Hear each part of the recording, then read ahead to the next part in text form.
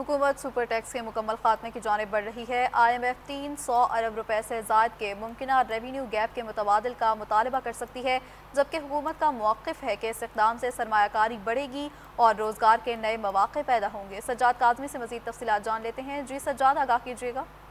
बिल्कुल ऐसा ही है। हुकूमत की तरफ से 2015 में एक सुपर टैक्स का नफाज किया गया जो कि तकरीबन अब तक जारी है और उस हवाले से हर बजट में उसको ऐड ऑन किया जाता है और एक अंदाजे के मुताबिक तकरीबन हुकूमत को एक फ़िस्कल ईयर में तकरीबन 250 से 350 अरब जो हैं वो सुपर टैक्स की मद में मौसूल होते हैं।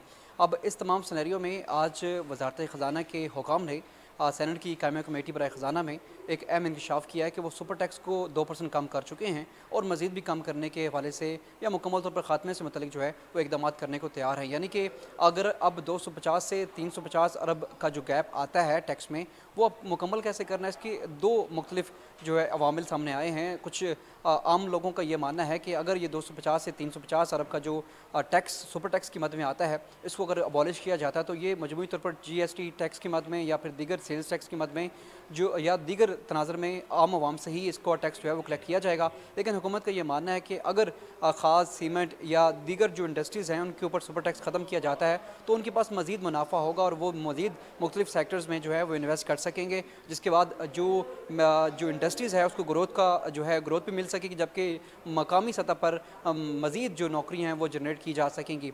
ताहम इसके दोनों अवामिल हैं। सुपर टैक्स का अगर नफाज जो है वो कम किया जाता है या फिर इसको मुकम्मल तौर पर ख़त्म किया जाता है तो इसका टैक्स जो लूप होल बनेगा या इसकी शॉर्ट कमिंग जो होगी वो कैसे मुकम्मल करनी है, इस हवाले से IMF को भी बनाना होगा।